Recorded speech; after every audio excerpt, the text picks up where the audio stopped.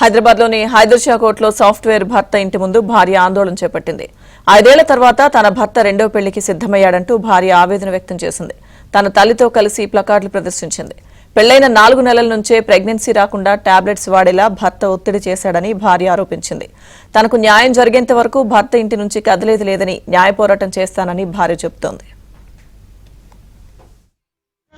Love marriage చేసుకున్న తర్వాత బాగానే ఉన్నాం, సంతోషంగా ఉన్నాం. 1 సంవత్సరం తర్వాత మళ్ళీ వీళ్ళ పేరెంట్స్ మా పేరెంట్స్ కలిసి ఇక్కడ బండ్లగూడ టెంపుల్లోనే మళ్ళీ మాకు పెళ్లి చేశారు. పెళ్లి చేసిన తర్వాత కూడా సంతోషంగానే ఉన్నాం. 4 సంవత్సరాలు బాగున్నాం. ఇప్పుడు ఏంటంటే మేము పెళ్లి చేస్తాము, మాకు సంబంధం లేదు, నీకు నాకు సంబంధం లేదు, నేను వేరే పెళ్లి చేసుకుంటాను అని చెప్పేసి అంటున్నాడు. నాకు న్యాయం జరగట్లేదు.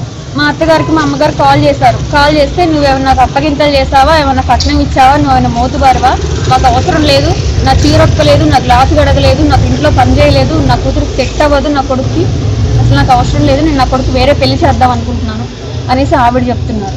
మళ్ళీ మా అమ్మగారు ఫోన్ చేస్తే నా కొడుకు పెళ్లి అయిపోయింది, అసలు మీకు నాకు సంబంధం లేదు అని చెప్పి పెట్టేశారు.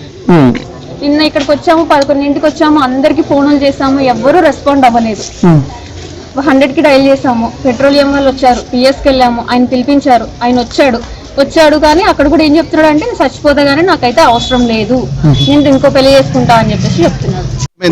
ఆడపిల్లకి పాస్కి వెళ్ళే పరిస్థితి కూడా లేక ఇంట్లో తాళాలు వేసుకుని వెళ్ళిపోయారండి. భర్తకి ఫోన్ చేశానండి, భర్త అమ్మాయికి తండ్రికి అందరికీ చేశారండి. కనీసం కనికరం కూడా లేకుండా ఆడపిల్ల పెట్టుకుని ఒక్కదాని నా ఇంట్లో కూర్చున్నానండి. వచ్చి మంచిది కాదు కదా, పాస్ చెప్పాలి కాదు కదా, తింటాను